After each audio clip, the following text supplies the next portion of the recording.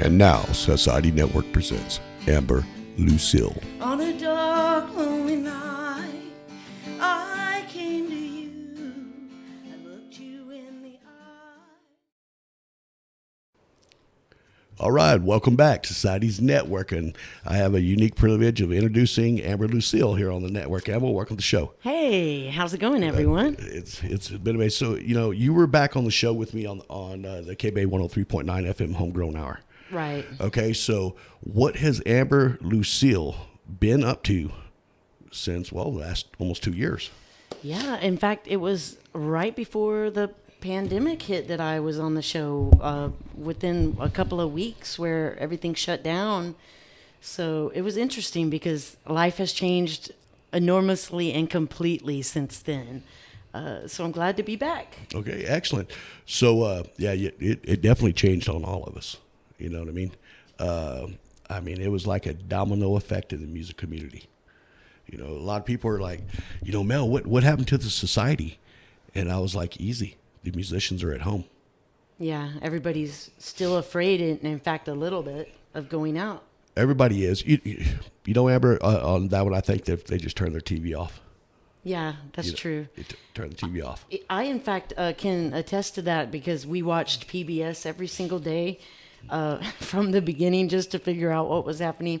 And it really was a little bit scary watching that info coming in every day on PBS. Yeah, I bet it was. I remember when I guess while we're on the subject with the pandemic stuff, when it first came through, I went on vacation, right? So I had a 9-day vacation. And so I wake up that morning, I'm like, awesome. And then my phone goes off and it says, stay at home alert. So I got to spend my vacation sitting in my house. Whoa. Of course, I didn't plan to actually do any more than that. Then, you know what I mean? I was just going to go play. It was a staycation? It was a staycation. I also noticed that you got married. I did. You did. I saw that. It was a kind of a pandemic thing, too, because it just heightened the sense of going ahead and making the commitment, to your significant other if there's, this worldwide pandemic going on. But since then, we've both been really happy that we took the plunge. That's cool. Was it, were you already dating at that time? Or we were living together, so it made sense. And it had been 7 years that we had been together. So we were locked down together. And instead of not getting along like some people, we got along even better. So it made sense. And then, honestly, I'll just tell you the quick story. This winery had shut down nearby, and we knew the owners, and they offered us this incredible deal, so we couldn't pass it up. In fact, even one of my really good friends performed the ceremony for us for free. There you go. So it just made sense. That's cool. So, there you go. The pandemic actually did something good for somebody in a lot of ways, Yeah, a lot of people didn't get married. They got divorced. I know. I heard about that. And in fact, about the domestic violence issue, too. Like, I feel terrible for all those people trapped that were being controlled by someone else. One of the wild things you talk about domestic violence, I think that's when a lot of people realize, and I didn't do a half chuckle on that, be a jerk or anything. They realize that they were married the wrong person. Wrong person. You know what I mean? Some people, a lot of people in relationships, like mine. I guess my boss asked me the other day, how long have you? My wife's name Christina. How long have you and your wife been together? And I was like, well, dating for 39 years. Wow. 39, that's bad. I'm 52 years old. Wait, y'all are married? We are married. We've been married for 25 years. Oh, but together 39. 39, living together for 34 years. Wow, cool. And we're coming on 39 years since we started dating. We were little kids when we started dating. Most people don't. Yeah, that's what you're talking about. You were like, what, 12 years old or something? I was a young kid, man. Crazy. Nuh-uh. It worked out where you decided to stay together forever. What else are you going to do? Some people can't. They can't. So that's right. You get tired of the person. They look at you guys, all the people who can, and jealous, really. Well, if it wasn't for music in my life, I can promise you this one right here is if it wasn't for the music, maybe it wouldn't have worked out because they had me gone all the time. And then I played football. Because during the pandemic, she just told me to stay on the other side of the house. Where in the winter storm we just went through. That was the same thing. Just stay on the other side of the house. So I just go in the other bedroom and play my guitar. Just to have space because you're all trapped in together. Because you're all trapped together. Yeah. And you know, I'm lucky to have my mother-in-law live with me. And if you're watching this, Debbie, I'm just saying I'm happy to have my mother-in-law live with me. Well, that's a good thing too. So it sounds like you guys are very lucky. Absolutely. But you know, a lot of people didn't go through that. So, anyways, well, let's get back to the Amber Lucille here. Because if I start talking about my stuff, I can go on all day long. Well, it's a neat topic because you got to get to know your host. Absolutely. Hey, we're going to be BFFs after this. I can promise you, man. So I do a lot better interviewing my female artist versus the male artist. Because the female artists, they come in, they have everything to gain from any show because they only have that much of the market. You know what I mean? When we were talking earlier about the that subject, sort of, I was about to say that earlier, how women make up so little of the red dirt or Texas country music scene. Right, and they do, and you know, in no short fashion, I think it's made that way. It's a guy dominated thing, so the guys dominate it. Because in my own opinion, females do not get the same shots as what a man would in the music industry. And right, I or believe that in totally. many industries. In many it's industries. just still that way. Unfortunately, things are changing, but they will. They will. You can't ever force change, but you just got to believe in it. Yeah, and I prefer to go my own way, honestly. If you got to think positively in general, and you're going to do fine and do well. You can't think of competing. Because in reality, I guess my opinion is competition doesn't exist. And that's a good, philosophy to have towards it. You know, because everybody else is so competitive. And also, everyone's unique, so that's what I meant by that. There's no way to compare. Yeah, I mean, you're right. One of the fortunate things I got is being around all your artists. You know, although I'm a musician, you know, I'm a part-timer. You know what I mean? Total part-timer. But being around all the artists, you know, I've realized the diversity that we do have it. Everybody has kind of like the same goal that they want, you know, and but I don't think they know how to get there. And at the end of the day, you have to be happy no matter what you're doing. Happiness is the key to everything, and it's going to make it worthwhile, because I've been there and done that when I was younger coming up, and some booking agent or some club would hate your band or not book you for this or that reason. And it would almost give you suicidal thoughts, really, when you are so tied to your art. It breaks you down hard. Yeah, until that happens so many times. You just get up and pull yourself back up so many times. And then maybe, I don't know, maybe a chill of heart. Maybe. Yeah, I mean, or you get used to taking the punches. Yeah, and then you roll with it, and you realize life is beautiful no matter what. Yeah, life is beautiful no matter what. You know, and I can tell you that you got to roll with the punches, because I'm one of those guys who've been fired from more bands because I had delusions of grandeur of how good I was on a guitar or a bass or on the drums, for that matter. Well, you probably were. Well, I thought I was, you know what I mean? But it's a good thing, but it just goes to show, the difference of thing, different all over. Anyways, let's get back to the subject. I started going on me again. That's why I have my own band. No one can fire me. Perfect. You're the top of the band, right? Most of the time. Yeah. You know, I've actually, I've been fired from the band I created. You know, you come in there one quick, and there's the new player there. I'm like, what's he here for? He's the new guy. He brought a new PA. You know, and when I'm walking out, I'm grabbing my one mic cord and stuff like that. You know, and quitting, kind of like in that movie Rockstar with Mark Wahlberg. Oh my gosh. I love that movie. It's great. But it's also true for a lot of people in the industry. It is so dark that if you get caught up in it, I'd prefer not to try to avoid that if I can. Yeah. Are you cold in here? No, I feel fine. Okay. I have my jacket right over there. Okay. Because I have the AC blowing off camera, so I just don't want to get too cold inside here. I feel good. Okay. Yeah. It is a very cutthroat industry. I mean, I have people even to today I still associate with musically that, you know, they've given me one of those, what's it called, a Puerto Rican bandana or something. You know, they're just to take you out. But it's because, and I'm going to tell you why I think it is that way. There's not much money on the table. When an artist like yourself goes into a bar and all those people are drinking on a good night, say it's packed at 75%. That club owner brings in X amount of money to where the artist only gets pennies on the dollar.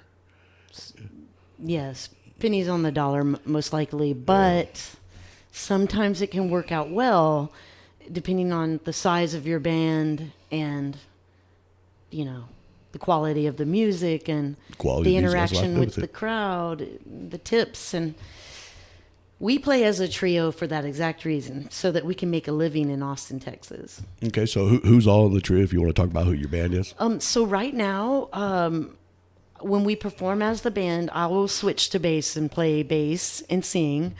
And on guitar, most of the time, we have a really fantastic, I call him a guitar master. His name is Bill Starrett.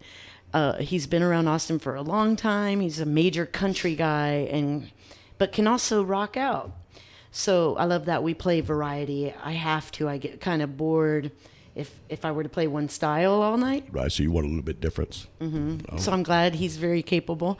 I've also, in the past, I had a pre-pandemic band also that kind of fell apart. So just saying hey to those guys. But currently on drums is Joe Boone. He's actually my husband. Oh, there you go. You got your husband in the band with you. I know, that's pretty cool. But I also use other drummers from time to time. Sometimes, like you're talking about when y'all are separated in the house, we just need our own time, Okay, so that's good. So now, was he your drummer before pandemic? He was off and on, and no, he wasn't in that pre-pandemic band that I had going on. In fact, I'm releasing some music that we recorded live at the Mark in San Marcos. Okay. But after the pandemic, each person had to kind of go their own way. Things like that happen, and you can't even go out in public for months and months. So it destroys bands. It does. And then during the pandemic, I think everybody and their grandmother jumped onto the live feeds with their PayPal and Venmo accounts and Cash App and stuff.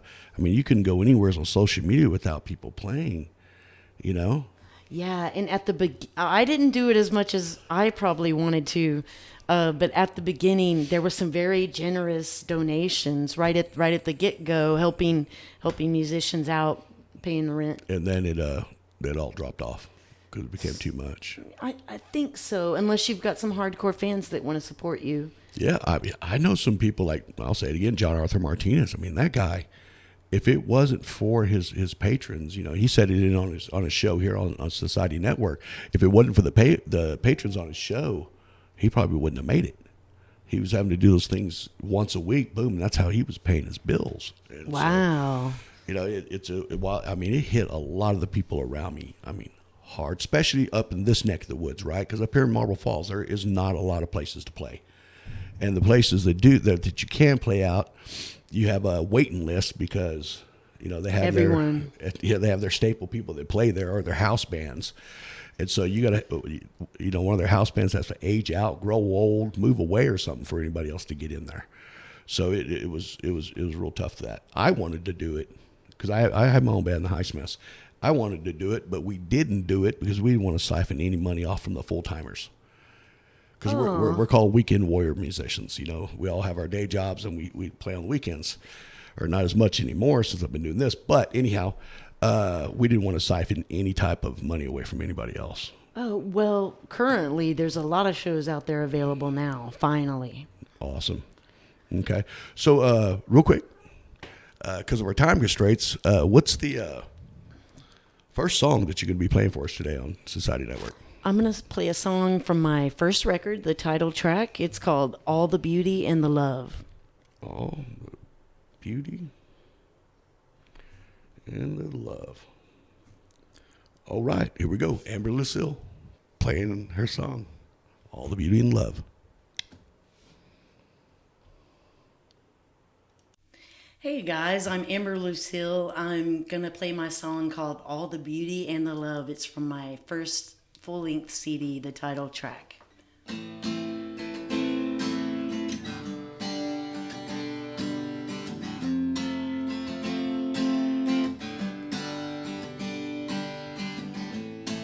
On a dark, lonely night, I came to you.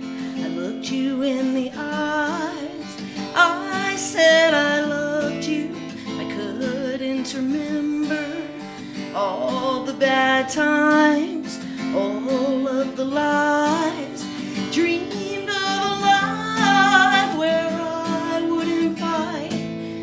Things were alright if I stayed out of sight, but I kept on dreaming of the city of light. You looked at me softly, you took me in, you put me to bed. I dreamed that I loved you, I couldn't remember all the bad times, all of the lies. I dreamed of a life where I wouldn't fight, and things were alright if I stayed out of sight, but I kept on dreaming of the city of lights. I kept on dreaming I could put up the fight, and you never believed in me, and we argued constantly, and you gave up your chance to see all the beauty and the love, all the beauty and the love.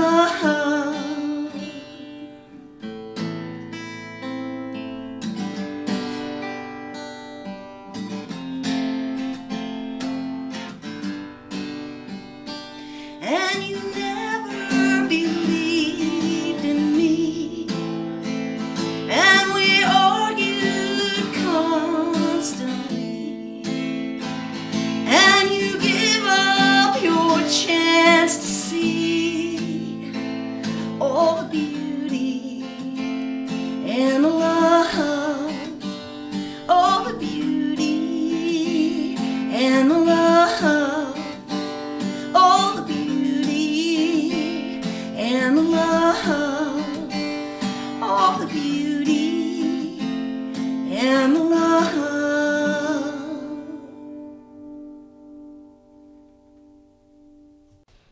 All right, we're back. Amber Lucille singing her song "All the Beauty and the Love." So, Amber, I got to ask a question. What was the whole inspiration for you writing that song, or was it one of those ones that went like that in your mind one day? Well, it did. Songs I write, especially in the past, so it's been a little while. I've had a little bit of a writer's block. But All the Beauty and the Love is about, I guess you could say, an abusive relationship. To where you almost don't know what's going on, but you also seek refuge at the same time. And basically, either or, not female or male, just it's a generalized story about one or the other that has to walk away. And then the other one who was abusive lost the chance of seeing all the beauty and the love. Wow. So, yeah, it's both sides of the coin right there. It's kind of about that. That's cool. Most people who write their songs, Amber, don't put both sides of the coin. You know what I mean?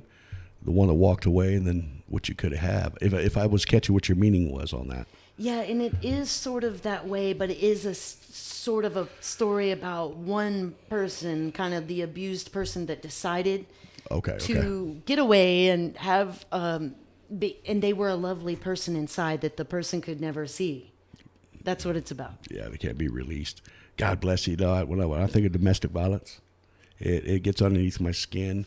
I put domestic violence up there with the pedo scum, as I call it, right?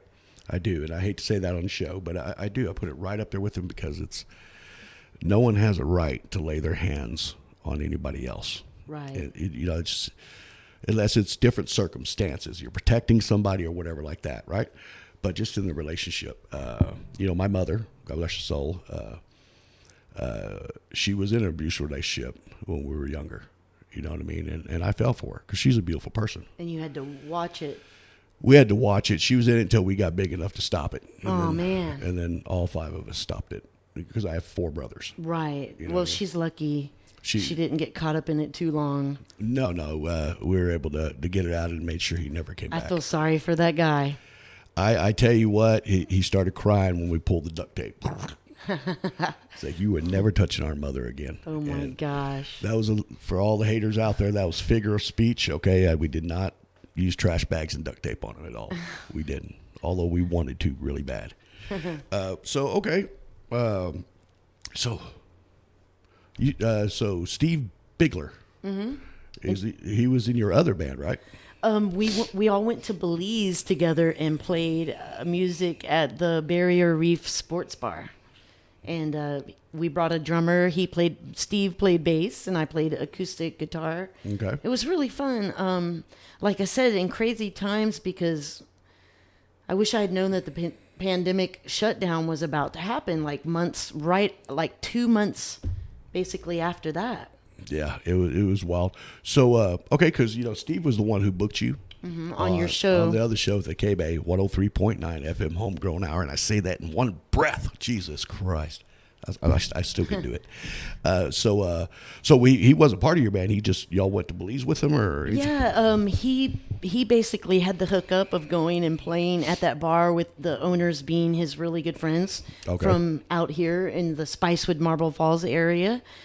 And I tagged along basically and got to be the singer guitarist. So it was something we put together to take there, because they don't, on the little tiny island of Caye Caulker, there's not a lot of music that happens. Not a lot of groups and bands, because you have to take a boat to get there, and it's real small. But we did meet the local musicians, and they have a jam every Friday night, which was really cool. So you just walk down the dirt road from your hotel and go into the bar right on the beach and jam out with the Valentinez brothers and the artist. So, I mean, how big is that little island? I mean, I'm just 2 miles wide and long, basically. Man, can you imagine having to grow up on that thing? And I met people there that did. Wow. Me, I loved it. I don't know if I would relocate there forever. It would be too small for me. Right. Just because I would miss, I don't know, a bigger area to go do stuff. Yeah, I don't know, but it's super fun. Yeah, that's cool. So, was that the first time you ever, say, left the country to go play? Actually, yes, because most of the touring I've done has been West Coast, a lot of Texas, in the South. So that was an incredible opportunity to get to do that. Okay, so was it just a vacation thing, or it's like Steve's like, I'm going to pay y'all $1 million to go? No, actually, we did get hooked up on the rooms, and we all paid for our tickets to go. But believe me, it was totally worth it. I was able to bring my mom. She came with me, because I have to tell you the truth. I was a little bit afraid of going to a foreign country like Belize with no one I knew that well, like my mom, and she wanted to go. So it was perfect. We shared a room, and there you go. So that's always amazing, And when I talk to all the musicians, and trying to get this microphone right, when I talk to all the musicians, I like to hear about their trips when they go, when they do their tours in Europe and stuff like that, because everybody out there, don't necessarily get to experience some of the cool things that the musicians get to do. And if you think about it, we get to do some cool stuff. I know, because really, and when you travel, it's a tax write-off too, if you're self-employed. And yeah, I'm sure you probably got all the finances down to the T, what you can write off and everything like that. Well, TurboTax helps me. It does, yeah. I think most musicians, they get their receipts, throw them out the door. You know what I mean? Don't realize that everything they do can be in a business expense. Right, and I did that for years until I started paying, until a significant amount went out to other musicians. And then you have to give them their 1099s. Yep. And show where it all went. Yeah, so you're not being caught with it, Yeah, like I guess I would owe more taxes if I didn't kind of share the love. Yeah. A lot of musicians don't want to claim that money, but it helps musicians like be able to buy houses and things. So any self-employed person. Yeah, a lot of musicians don't look at it as a business at all, and I know a lot of them that don't. You know, I look at them, I was like, you know, I know for a fact in your career you've probably made $1 million. What did you do with the money? Spent it on gas. Yeah, spend it on gas and equipment, and that girl I met that night there, and you know I've been married 7 times, and that's not a joke. I'm like, wow, man, you know I just live such a sheltered life. I don't have that experience, you know.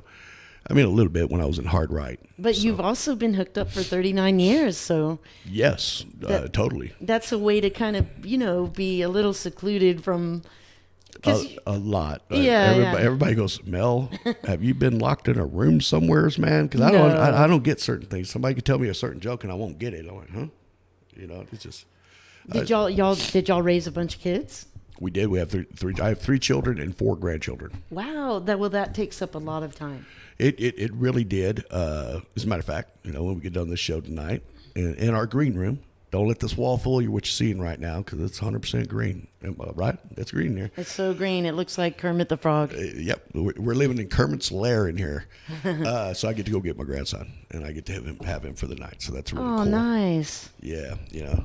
But that's exciting. It always is. You know, I had 3 granddaughters first. And so I was like, dear Lord, please give me a grandson. Please give me a grandson. And so boom, then my oldest son came, and they brought me a cupcake to my house, and on the cupcake had a little plastic boy. You know what I mean? Aww. And so I was like, oh, cool, man. So I was pretty excited. I bet. You know, do you have any kids? No, actually I don't. You don't? But I like hearing everybody else's stories. Yeah. Well, you know, do you plan? I mean, just... Actually, no. No? I would, but I'm a little bit. I was about to say about that comment about being cold earlier. So you get to a certain age as a lady, and you don't have to worry about being too cold anymore. You get hot everywhere you go. Yeah, it's all good. So my husband he decided he didn't want kids either. Yeah, well, maybe it'll just come up one day, pop. You know. You know, at this point, I would not, say no to that. Right. I would do it. It would be exciting. But I'm already at that other stage in life, almost to the middle stage. Yeah, it's I look young. Yeah. I'm not gonna. I'd never ask. But it would be hard though to when you get settled and set in your ways to start over like that. It was a tough thing, you know. I became a father at 22. Whoa. And well, I'll say this, and you know, I was a little selfish at the time because I was still playing football. I played football till I was 32. Whoa. So for those first 10 years, you know, my wife and kids got football, and more football. And so now when I think back, you know, because all my kids are gone, and sometimes I get all mushy and stuff like that, and I'll sit there in my recliner at the house, and I think back, you know, and I beat myself up that I ever played football. I was like, man, if I didn't play football, I would have spent more time with my kids, and I wouldn't be missing them as much as you know what I mean? Well, you can't give yourself a hard time for doing something that you love. Yeah. Well, I played football because, you know, competition. Oh. You know, like I said, I was competitive. I was a computer nerd, and then they discovered me in school and said, hey, can you run down this track for me? And that's how it all started. And then so they just I call it feeding the beast. You know what I mean? They feed your ego, then they give you vitamins. Special vitamins that made you play harder, run faster, and stuff like that. So I'm glad it's all over. My knees, they don't miss it. Being young and able and playing sports is really cool. Yeah. Were you in any type of sports while you were in school? I was very, very athletic. I was in soccer, mainly soccer. But to this day, I love to bike ride, rollerblade, kayak, paddleboard, swim, basketball, tennis. Yeah, you know, I was sitting there, you think about it, I was like, well, she said her hair's been that long since the 9th grade. After 9th grade, okay, after I got a really bad haircut. Okay, so were you still playing sports at that time? I always was. I was playing sports until I got out of school, and then started a rollerblading fanatic rollerblading session in my life. So how did that work, having like Rapunzel style hair? I mean, you got like a lot of hair. You know, believe it or not, I can tie it up on the top in a bun, like really easily. The whole thing goes in a small not small, but a big bun, and I look pretty nerdy. But that's how I pretty much function on a daily basis in the summertime Right. in Texas. I bet it gets hot. Yeah. It's like having a carpet, like you're wearing a jacket. Yeah. And the other thing is cool in the winter when your neck is cold. Then you have, It keeps you warm. like, it's like a jacket. Yeah, because I had the show coming up. I've been wearing my beard, right? So I look like Santa Claus. I was looking like so. Plus your face gets hot. Oh, it was my wife. I love my wife. Always got to tell her because I know she's at work right now, but she's got those hawk eyes, and I know she can still see me right now. So, but anyways, and she can wanted see me to grow. through the green wall. She probably could. She's got eyesight like Superman or Superwoman. Excuse me, Superwoman. Superwoman. And so, I had to shave it off. So I actually shaved it off 2 days ago. It's just, because I had to come inside here anyways. I've been off camera because I did a whole bunch of shows, and I was able just to release those each week. I just recorded a whole bunch of them. And now I'm back into recording them all because I'm getting ready for that right there. Ooh. You can't see it on camera, and I can't say its name, but that's who it is. Right there. You probably know who they are already. No, actually. Okay. Well, I'm sure you will. Y'all start seeing a lot of stuff coming out. Be doing a lot of on location stuff.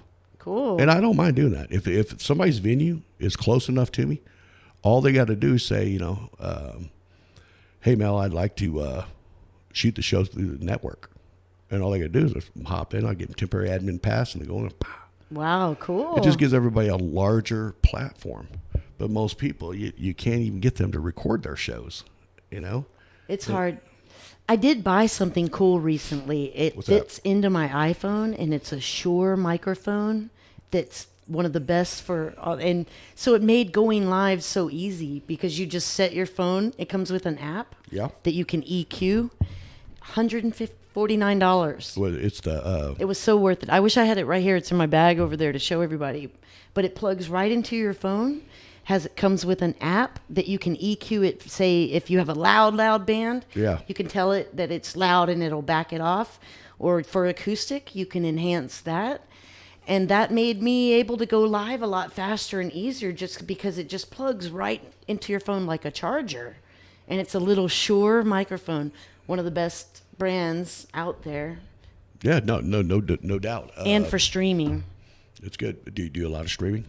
A little bit. I have off and on been doing it during the whole lockdown, just here and there. But when I bought that microphone for my phone, I was able to do it at my live gigs so much easier because, you're by yourself. You're setting up all your gear. You, if you have to set up a complicated live setup, you may not get it done. Right. You may not have time. You may be skating into the gig.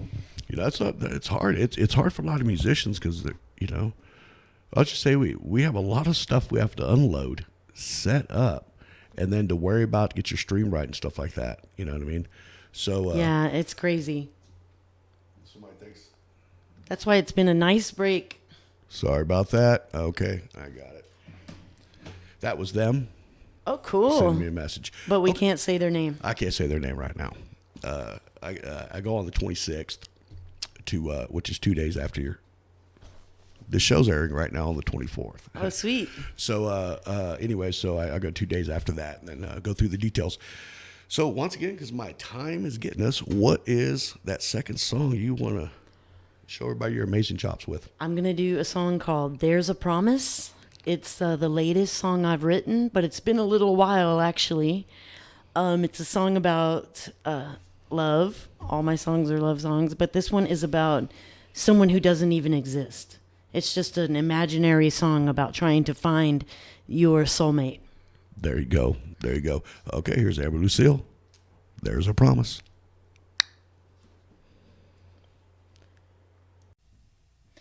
Hey guys, I'm Amber Lucille. This one's called There's a Promise.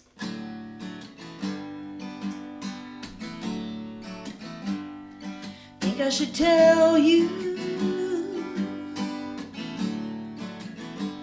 from my heart. I'm not sure that I know where to start, but if you hold on to that feeling when I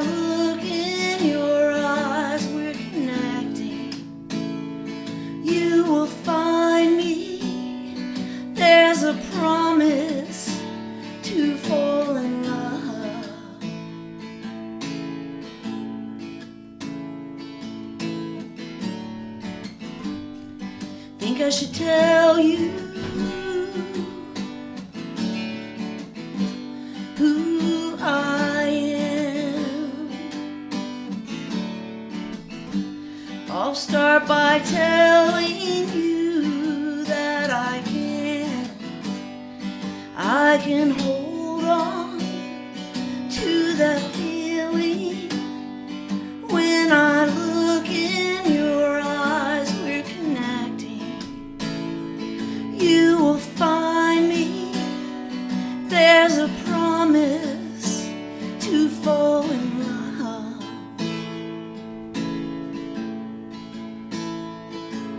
I promise to fall in love with you.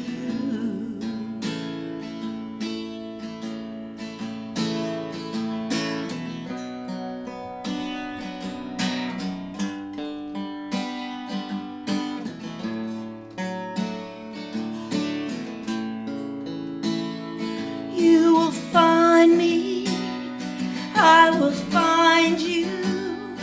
There's a promise to fall in love. You will find me, I will find you. There's a promise to fall in love.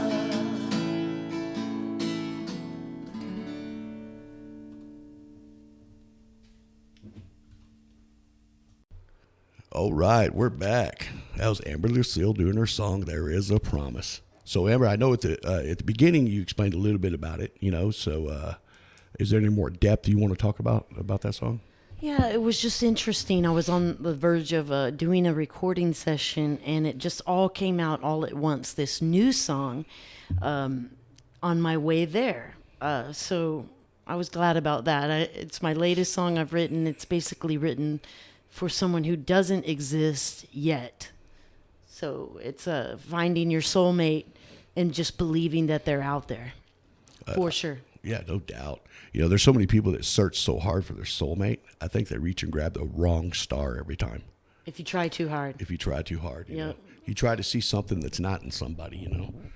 A unique story about my wife. We've been together for so many years, and I met her through my best friend at the time, which was her brother. And although we did get along, we're not that close friendship, because I'll never forget, he told me, he says, "You date my sister, it is over." You know what I mean? So your friendship ended when you dated his Pretty sister? much for a long time. We didn't talk for probably maybe 2 or 3 times over 25 years. But then y'all are brother-in-laws. Yeah, now we get along. I bet. He has to deal with me. I have his mother-in-law living in my house. I was like, "Look, dude, you better be nice, or I'm going to send her to your house." Plus, y'all were like in junior high or something when you all met. Yeah. It was wild. Well, let's see, I'm older than Christina. So I was, let me see if I got that right. I was just turning 13 and she was 11. Whoa. So, her dad, God dang, he was so mad at me coming around all the time. He's like, "She's 11 years old." I mean, nothing went on when we were kids, you know what I mean? And, it was all innocent. We just like hanging out, you know what I mean? I liked beating up all the guys who were chasing her around out there in the apartment complex. We lived in San Antonio. Oh, my God, I tell you what, I chased them all off. So that's cool. You won. I did win. I did win. I'm the one. I got all the kids. And okay, so where do you draw some of your inspiration towards your writing at? I mean, where are you pulling that from? Is it from your experience being a musician? So we're going to dive a little bit about you and how you became that musician and all the instruments you play. Yeah, I guess I love folk music, so that number one, my stuff is pretty mellow. So over the years, I sometimes can't play it everywhere because it's not always going to be a sit-down audience. I might be playing to a big rowdy rock and roll bar, and then I'll throw out those some rock and roll songs. But I like to have a big mix, and I guess I'm influenced by my life, which has been a crazy roller coaster, for sure. I also have a twin sister. She does music too. It's wild. So Austin. I don't remember that from the last show. So you have a twin. Yep. We do totally different styles of music because, like I said, I'm the nerdy folky girl, and she is a mod rocker, and writes real different kind of alternative style rock and roll. Okay. And she's kind of a band promoter in Austin. Anyway, her name is Ronnie Stone, and so that's an interesting history. We actually started out as teenagers, about that age when you met your wife, Yeah, man. writing songs when we were 11.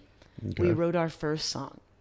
Wow. But then we split as adults, and I kind of went my own way, and she went her own way. So there's no real telling y'all my story without kind of including her in the story. So, I mean, did y'all ever play any shows together or anything like that? We did. We started out real young in an alternative rock band called X-Men Given. The music was pretty cool. We were pretty young and in Houston, Texas. Earlier than that, in our teenage years, we were doing, mellower kind of harmony, singing Simon and Garfunkel type stuff. Yeah. But later on, once we grew up, she had some kids, and she kind of had to bow out for a while until they grew up. So like I'm saying, they're kind of grown now, and now she's really hitting it hard and back at it. And Okay. I think we both stand to kind of help each other out in the music scene, in the Austin music scene. Okay, so, I mean, that's just wild. So, your twin, y'all both musicians. Do y'all like the same things? We are just night and day, so different. We're just so different people. But we've come to really respect each other musically, even though we almost don't even like playing each other's music. If we were to say, hey, join my band, or hey, join my band, it wouldn't be exactly what either one of us would be wanting to play. Yeah, but I think it'd probably be cool. Yeah. Kind of like the Hansons or something like that. It very well could happen. We're already working on some stuff together. In fact, she's doing this giant drive-in concert at the Music Drive-In, Austin Music Drive-In. Okay. It's coming up on April 10th. And I'm playing bass with a heavy metal band on the bill. There's 10 bands. I'm playing with Thunder Rosa coming up. So I know Thunder Rosa very well. So AJ Mack. AJ Mack, and I got back into my hard rock roots doing this. Okay. So it's really neat. My partner in the Greater Marble Falls Live Music Society, he was the guitar player for AJ Mack on his European tour. Oh, see, I saw that they did that, and always watching, knowing AJ for 20 years now or something, and now I'm getting to actually join in the fun, and maybe I'll do some traveling too with him. Yeah. That would be really cool. Yeah. So that was a wild thing. But I saw that posting that you were gonna. I just forgot about it before the show, but I saw the posting that you're gonna be doing the bass for him. Yes. That Texas stomp music, as they call it. It is. It's so fun to play the riffs, Yeah. and there's a great drummer on board, Donnie Reyes, I think is his last name. We just met. It sounds funny, and the band just came together for this April 10th show within the last couple months. 2 months. So how did you end up becoming hooking up with AJ for bass? He called you, or yeah, ad? He's been kind of asking, and since everyone's live for years actually, and since everyone's, because I used to play heavy metal bass. It's funny, I've been talking about my folk music, but in Austin in my 20s, I was a bass player, heavy metal bass player for a while. Wow. Okay. I didn't imagine that one. But so AJ go. knows that, and he's been asking, and now that my schedule has freed up a little bit post-pandemic, I'm able to do more of the things I want to do. Right. Yeah, it's like I said before we started your interview, the pandemic changed a lot for a lot of people.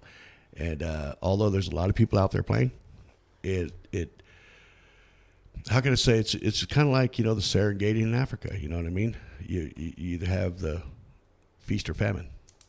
Yeah. I didn't mean that to be bad or anything like that, but I truly believe that the whole COVID-19 pandemic, it weeded out, lack of better words, men from the boys.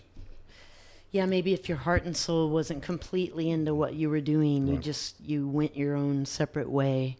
Yeah. I didn't think, on my end I was going to be able to survive with the shows and all that. But, I was like, okay, I have 4 cents left in my account. What do I do with it?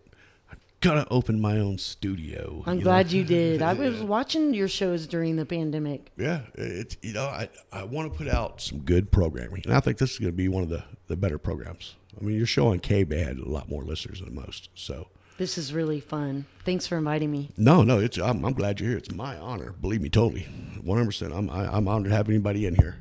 It's hard to get people to say, I'm no longer doing the broadcast radio thing. I'm doing my own podcasting, vlogging. So you want to come be on the show? And believe it or not, it's getting people booked for it has been harder than it was the K-Bay show. Oh. Because musicians have their minds wrapped around broadcast radio, and they don't understand that no one listens to broadcast radio unless they're in their car most of the time. That's when I do. Yeah, I listen to talk radio. Yeah, I'm a NPR fan constantly. Really. What's NPR?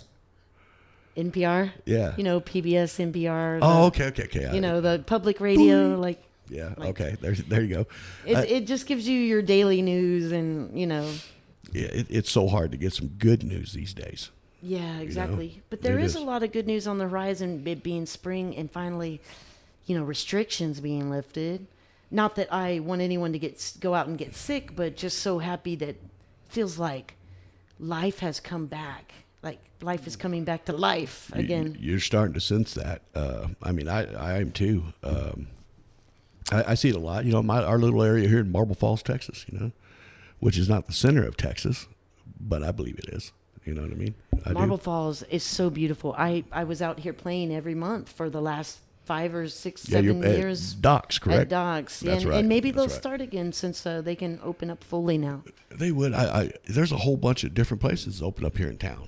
Right. Like that brewery I might go to later today. What's the brewery here called? Oh, dear Lord. Bear King. Yeah, it's good beer. They're okay. I like Bear King. You know what I mean? I do. Although they don't play any of my musicians. I'm just a fan of craft beer. Yeah. Oh, I can be too. I like beer like the next person, but you put me in a place like that, I usually have to be helped out of there because I want to try everything. I know. In mass quantities. So, okay, so Amber, time is always in essence. What's the when you see me look to my right, I'm looking at the clock. Yeah. What's the third song you want to play for us today?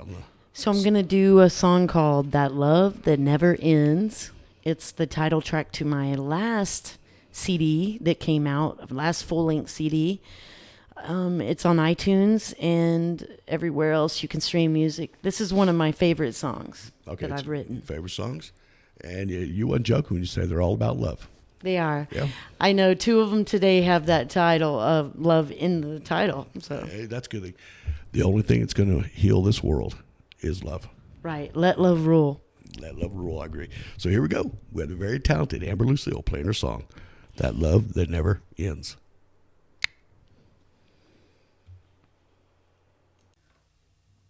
Hey guys, I'm Amber Lucille. I'm going to play a song I wrote called That Love That Never Ends. This is off of my last full-length record. You can find this on iTunes and everywhere that streams music.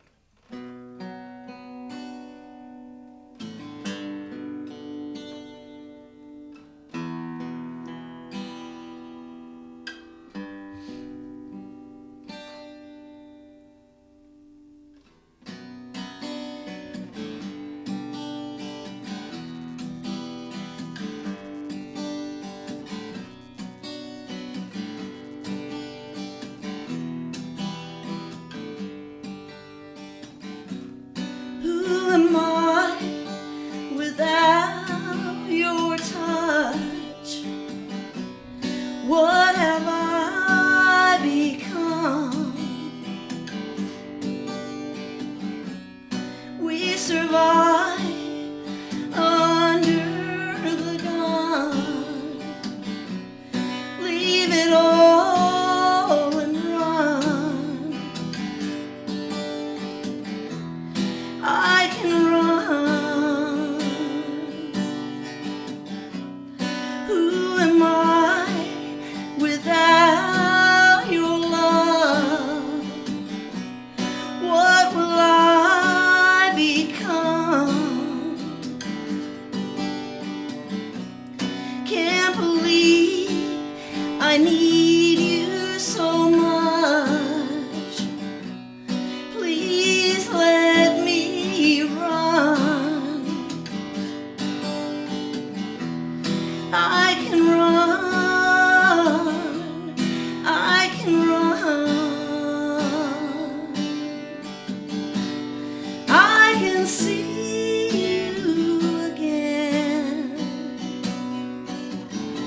just like old time friends. And I can love you again, that love that never ends, that love that never ends.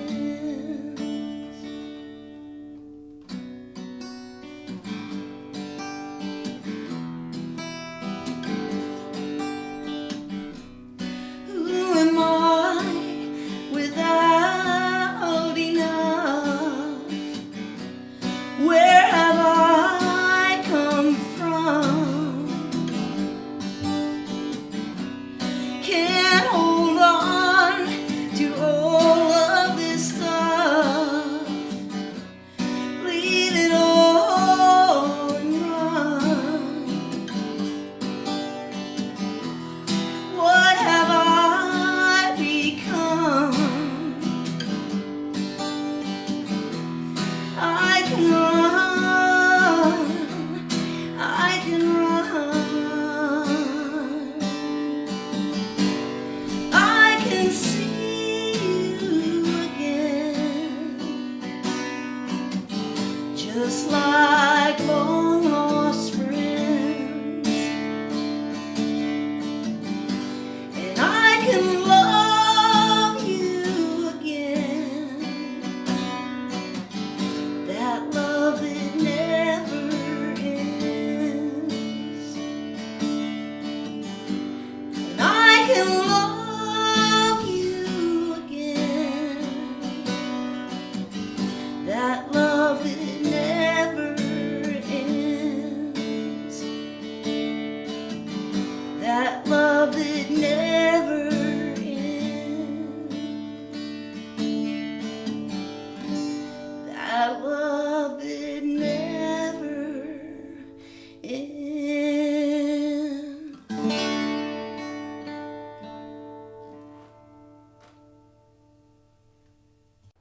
All right, we're back for the very talented Amber Lucille, as she just performed her song, "The Love That Never Ends."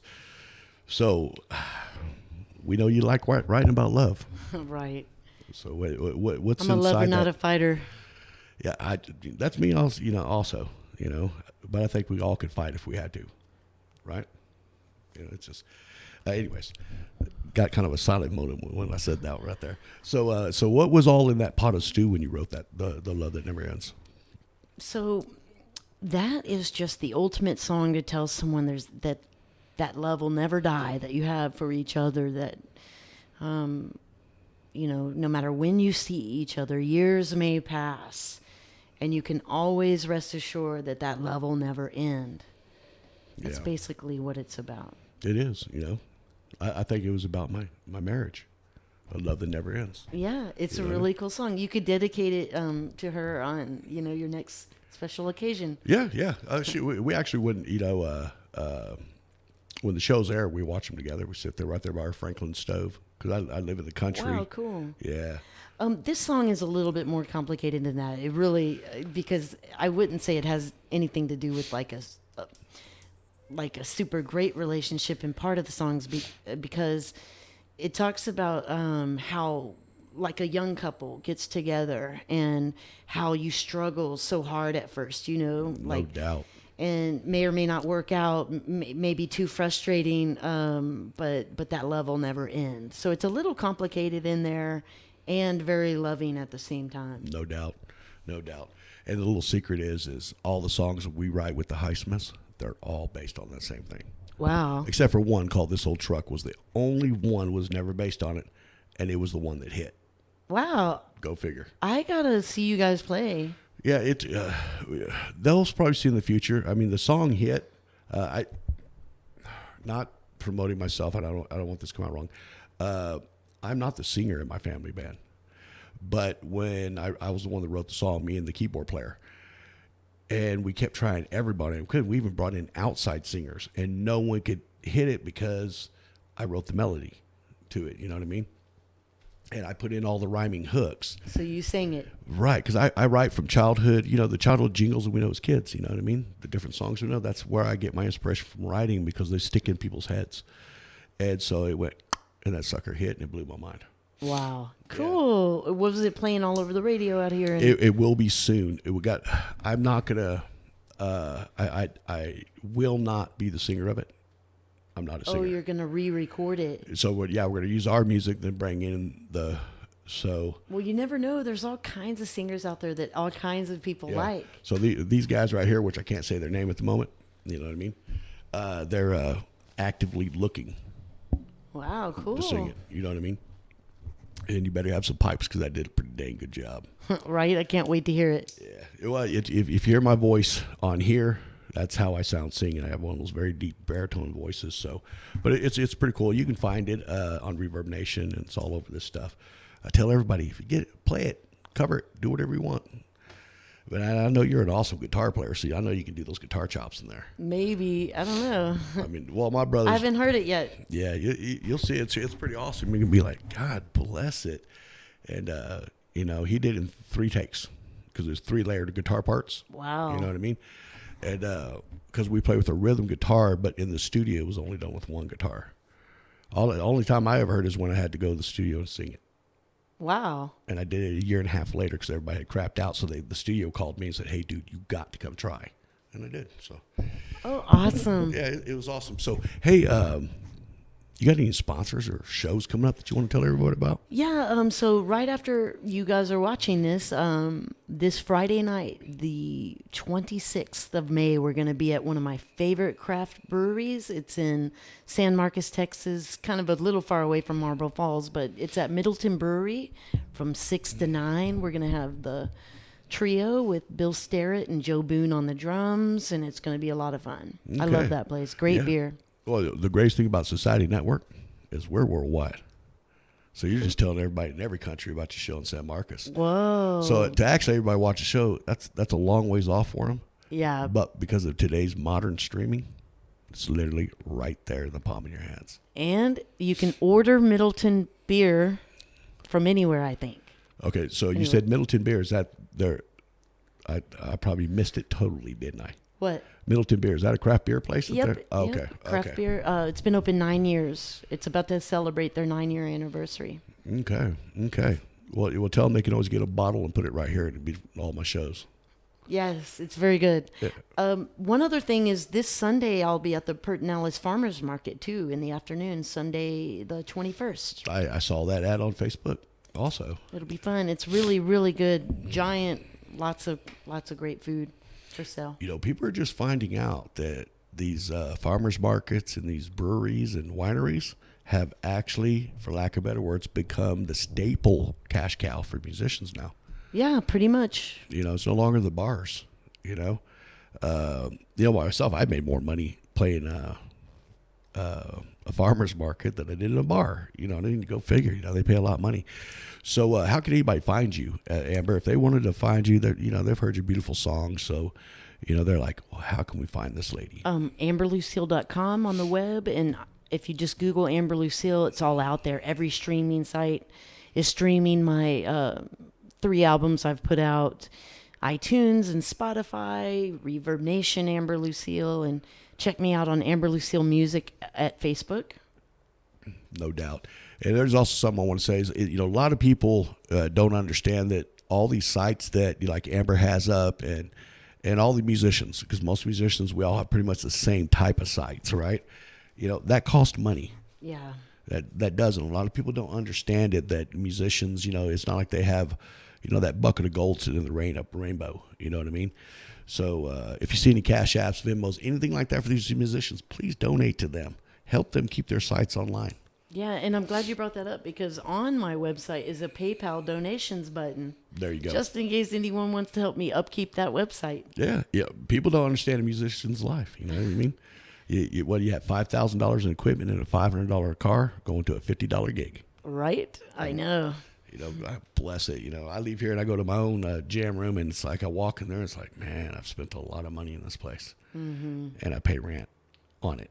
So, okay. So, anyways, hey, I just want to let everybody, Amber, Lucille, sitting right here, thank you for coming on the show. Thanks for letting me on. And until you next time, we'll talk to you all See you later. guys next time. Mel Highsmith, Amber Lucille, Society Network.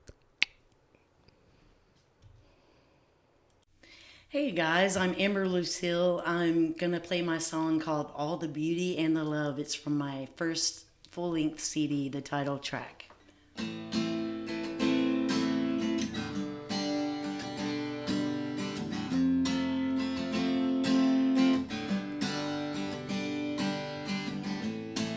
On a dark, lonely night, I came to you. I looked you in the eyes. I said I loved you. I couldn't remember all the bad times, all of the lies. Dreamed of a life where I wouldn't fight. Things were alright if I stayed out of sight, but I kept on dreaming of the city of light.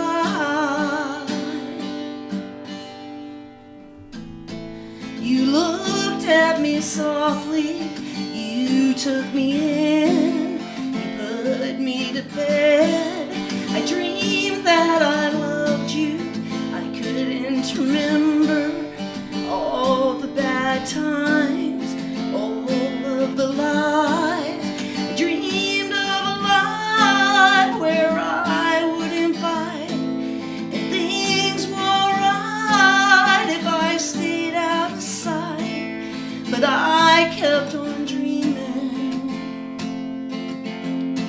of the city of lights. I kept on dreaming I could put up the fight, and you never believed in me, and we argued constantly, and you gave up your chance to see all the beauty and the love, all the beauty and the love.